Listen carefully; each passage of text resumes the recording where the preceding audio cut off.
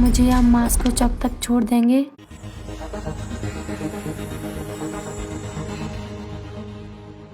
छोड़ तो दूंगा, लेकिन तुम इतनी रात को सुनसान रास्ते पर क्या कर रही हो? मैं ऑफिस से लेट हो गई। जिस ऑटो में आ रही थी वो ऑटो वाला मुझे अजीब नजरों से देख रहा था। मुझे अच्छा नहीं लग रहा था, इसलिए मैं यहाँ पर उतर गई।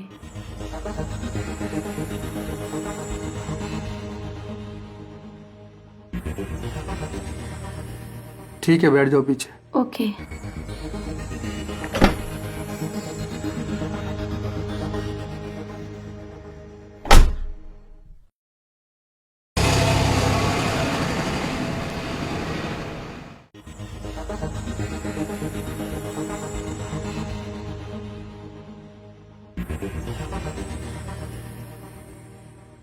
बुरा ना मानो तो एक बात पूछूं आपसे? मुझे लगता है ये भी उन्हीं लड़कों की तरह है जो अकेली लड़की को देख ऐसे सुमसाम रास्ते पर फायदा उठाते हैं। क्या सोचने लगी आप? कुछ नहीं, कहो क्या कहना चाहते हो। मैं सिर्फ इतना कहना चाहता हूँ कि इतनी रात में सुनसान रास्ते पर लड़की का अकेला चलना ठीक नहीं है। आए दिन कोई ना कोई खबर सुनने को मिलती है कि उस लड़की के साथ ऐसा हो गया, रात में वो अकेली जा रही थी, उसके साथ ऐसा हो गया। वक्त बहुत खराब है।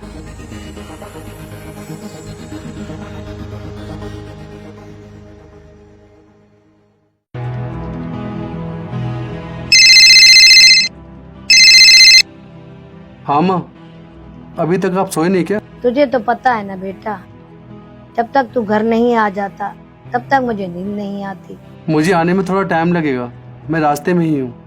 आप सो जाओ। और हाँ, आपने दवाई ले ली माँ? हाँ हाँ, ले ली दवाई बेटा। तूने तो 1 घंटा पहले फोन करके कहा था माँ दवाई ले लो, तो मैंने तो उसी टाइम दवाई ले ली थी। ठीक है माँ, मैं पहुँच जाऊँगा टाइम से। आप सो जाओ। ठीक है बेटा, ओके। आपके घर में कौन कौन है? मेरे घर में मेरी माँ रहती है मेरे साथ। उनके अलावा मेरा इस दुनिया में और कोई नहीं है। कहाँ रहते हैं आप? मैं रोहतास एन्क्लेव में रहता हूँ। रोहतास एन्क्लेव के लिए तो पीछे से रास्ता था, आप तो आगे ले आए। मुझे पता है वो रास्ता पीछे से है। पहले मैं आपको छोड़ूंगा, उसके बाद मैं फिर अपने घर जाऊंगा, क्योंकि जब तक बच्चे घर नहीं पहुंच जाते तब तक माता पिता को चैन नहीं मिलता। लेट ही सही, कम से कम अपने घर तो पहुंच जाते हैं। उनका क्या जो अपने घर ही नहीं पहुंच पाते।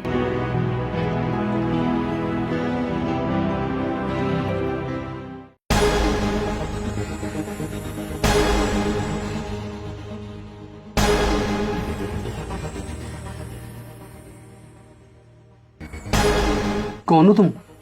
मैं एक ऐसी लड़की की आत्मा हूँ जो तुम्हारी तरह अपनी माँ के साथ हंसी खुशी जीवन बिता रही थी।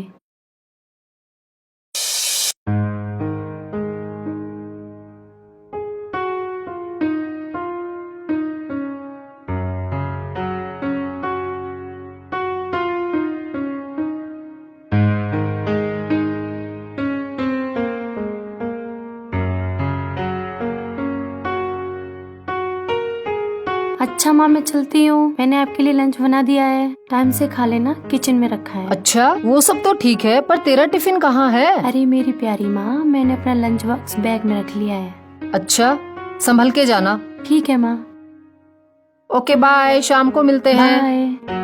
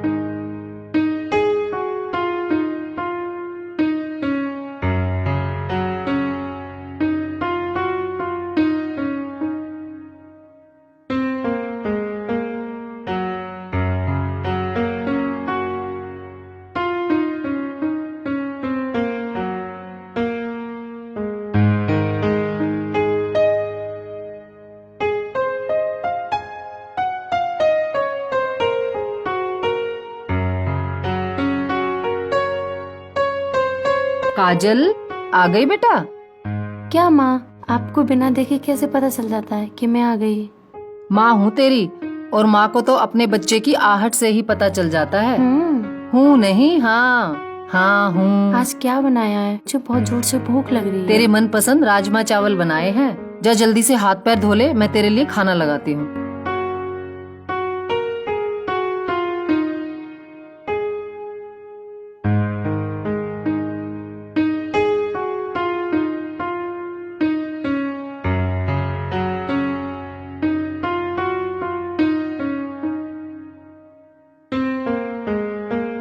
काजल, हाँ माँ। चलो बेटा फोन रखो, सोते हैं, बहुत लेट हो गया है, सुबह ऑफिस भी जाना है ना। चलो ठीक चलो है, जल्दी आओ, आ जाओ।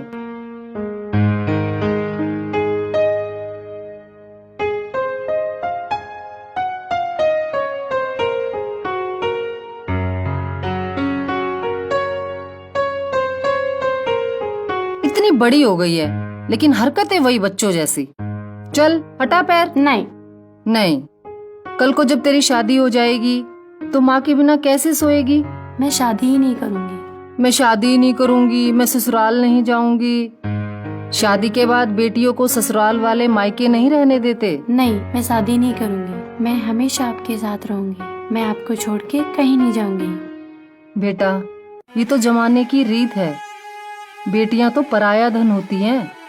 बड़े बड़े राजा महाराजाओं की बेटियां भी अपने यहाँ नहीं रह पाई, तो हमारी तो औकात ही क्या है। हर एक माँ बाप का सपना होता है कि अपनी बेटी का कन्यादान करें, उसको विदा करें।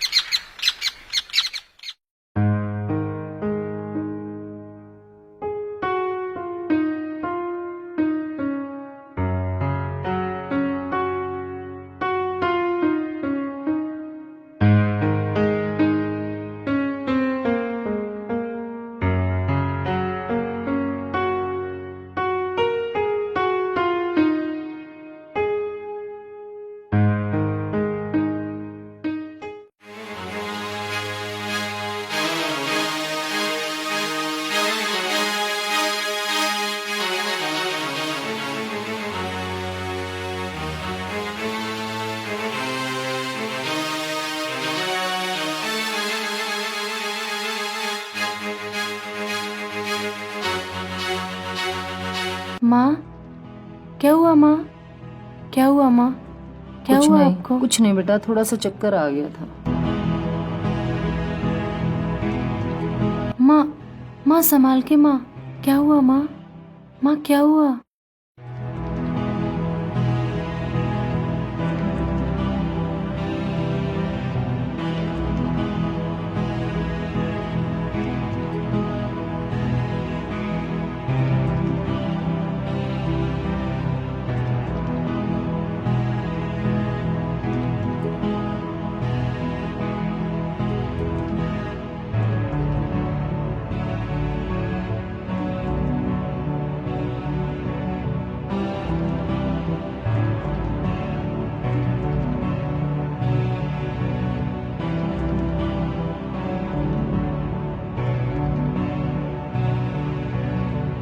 फ़िलहाल मैंने इंजेक्शन लगा दिया इनको।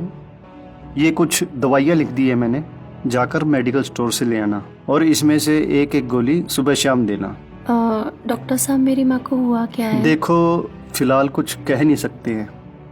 मैं इनके कुछ टेस्ट कर लूँगा, और जब रिपोर्ट आएगी उसके बाद पता लगेगा कि इनको प्रॉब्लम क्या है। ठीक है? ठीक है डॉक्टर साहब। माँ की रिपोर्ट आई तो पता चला माँ को ब्रेन ट्यूमर है। डॉक्टर ने कहा अभी तो शुरुआत है, इनका जल्द से जल्द ऑपरेशन करवाना पड़ेगा, जिसमें काफ़ी खर्चा आएगा, और पैसा ना होने के कारण लेट हो रहा था, और धीरे धीरे माँ की बीमारी बढ़ रही थी, और उनकी आंखों के आगे अंधेरा आने लगा। दवाइयाँ चल रही थी, उनका भी धीरे धीरे असर कम होने लगा। जो मुझे सैलरी मिल रही थी उससे पूरा नहीं हो पा रहा था, इसीलिए मैं ओवर टाइम करने लगी।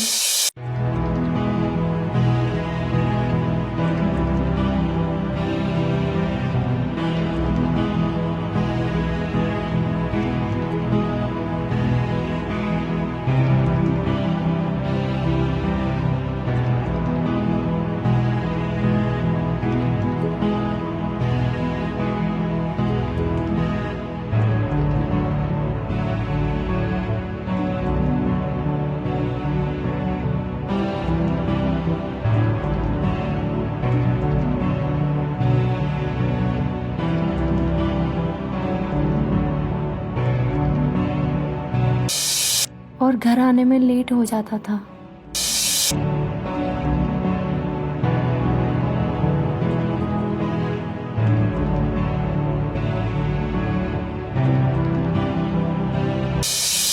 उस रात मैं ऑफिस से घर आ रही थी।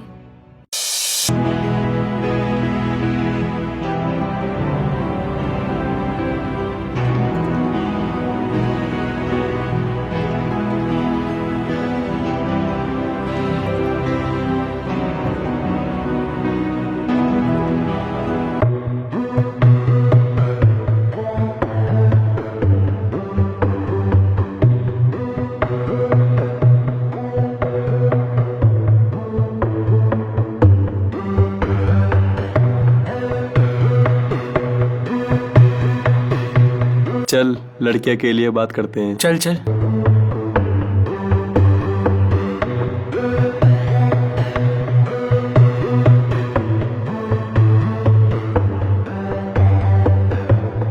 मुझे लगता है आप सवारी के इंतजार में हो और आपको सवारी नहीं मिल रही है। कहाँ जाना है आपको? मैं छोड़ देता हूँ। नहीं, आप रहने दीजिए, मैं चली जाऊंगी। देखिए, इतनी रात को सुनसान जगह पर एक लड़की का अकेला खड़ा होना ठीक नहीं है। हम पे विश्वास कीजिए, आपको जहाँ जाना है मैं छोड़ दूंगा।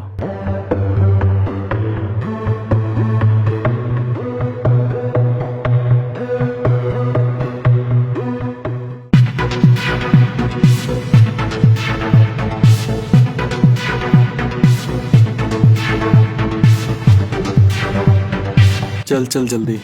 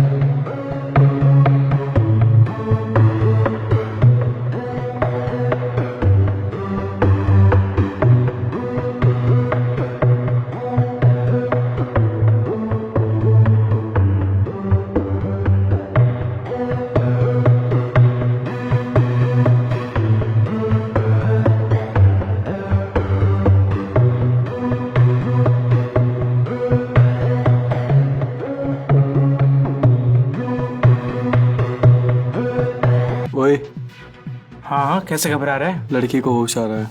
इससे पहले वो होश में आ जाए हमें यहाँ से निकल जाना चाहिए। हाँ सही कह रहा है तू। एक बात तो भूल रहा है, वो लड़की हम दोनों को पहचानती है। पुलिस वालों को उसने कंप्लेन कर दी ना।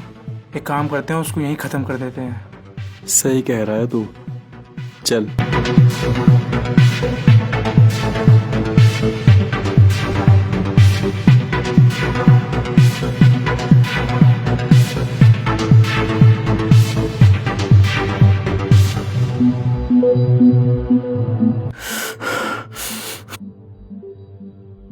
छोड़ दो मुझे, जाने दो।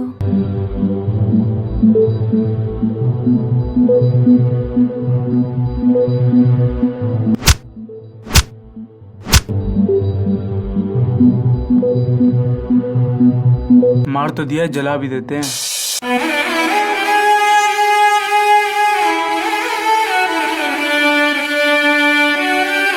और उन्होंने मुझे बड़ी बेरहमी से मार के जला दिया और कुछ दिनों बाद मेरी माँ भी मर गई।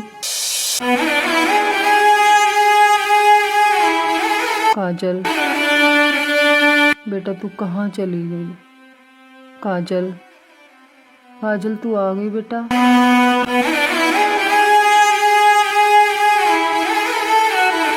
काजल।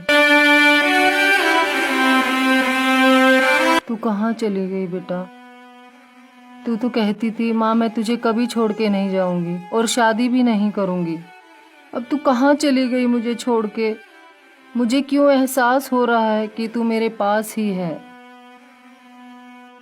तू मुझे दिख क्यों नहीं रही? काजल मेरा बच्चा।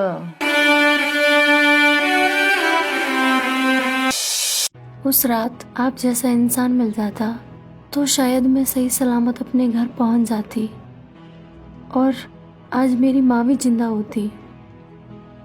मुझे समझ में नहीं आता कि मेरा कसूर क्या था।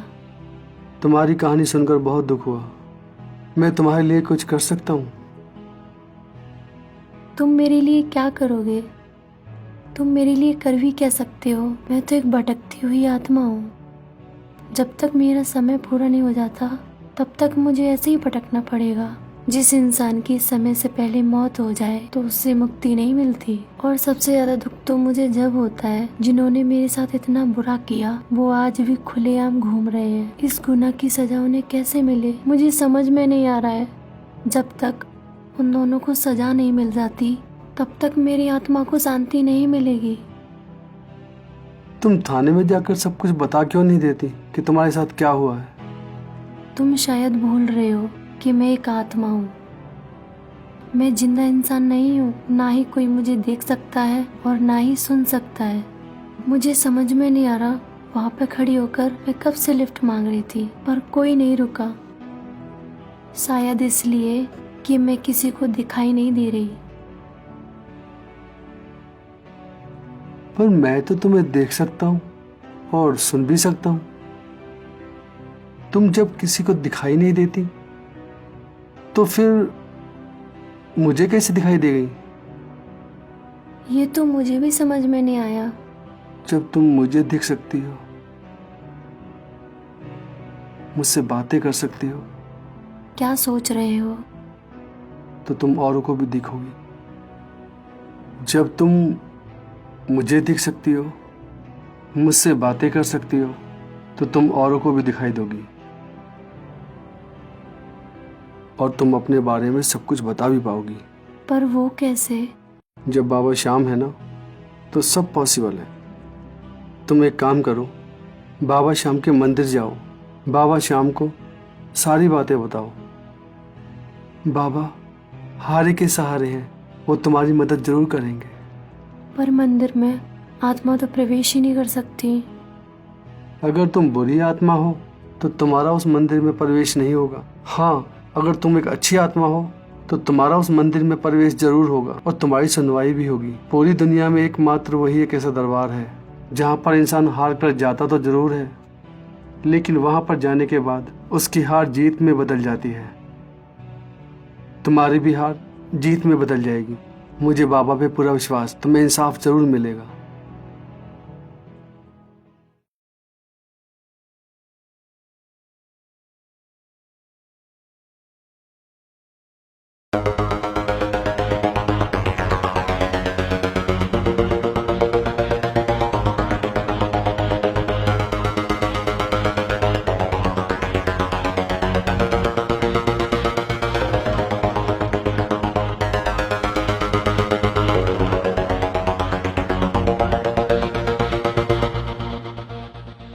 गिरफ्तार कर लो इन्हें। गिरफ्तार कर लो? किस जुर्म में? किया क्या है हमने? एक लड़की के बलात्कार के जुर्म में। बलात्कार? कैसी लड़की? कौन सी लड़की? हमने नहीं करा किसी लड़की का बलात्कार।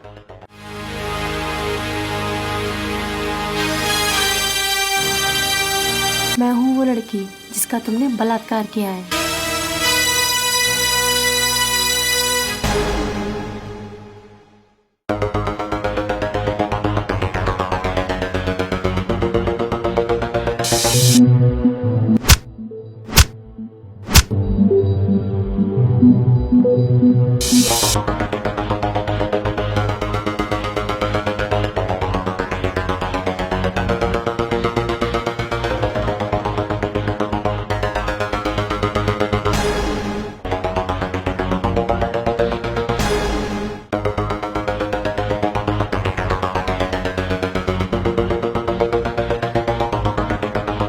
हाँ भाई, देख रही लड़की, चलें अब।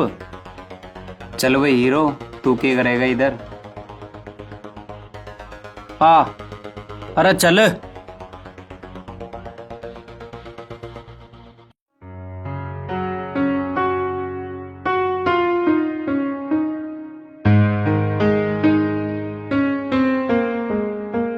आखिर तुम्हें इंसाफ मिल ही गया। Thank you. अगर आप मुझे बाबा श्याम के बारे में नहीं बताते तो मुझे कभी इंसाफ नहीं मिलता।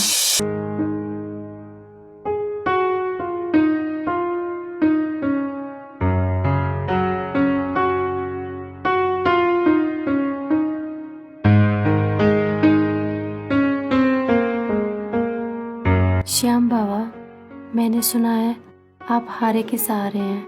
मैं अपना सब कुछ हार कर आपकी चौखट पर आई हूँ, ये उम्मीद लेकर कि मुझे इंसाफ मिलेगा।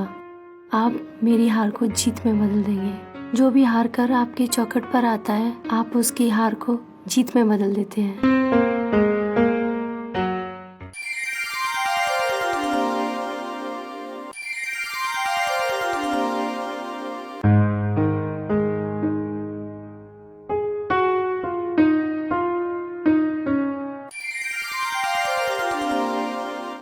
और मेरी हार जीत में नहीं बदलती।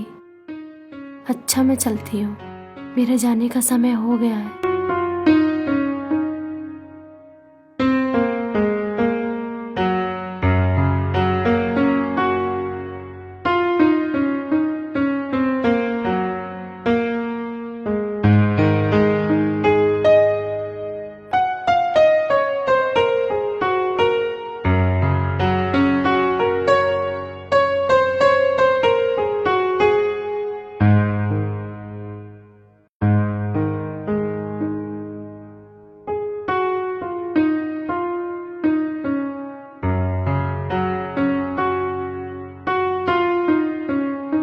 बाबा, आपकी कृपा से इसे इंसाफ तो मिल गया, पर ये बेचारी कब तक यूं ही दर बदर भटकती रहेगी। इसको मुक्ति और दे दो बाबा।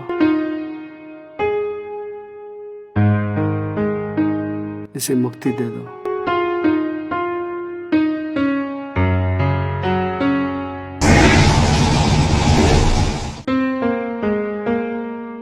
शुक्रिया बाबा।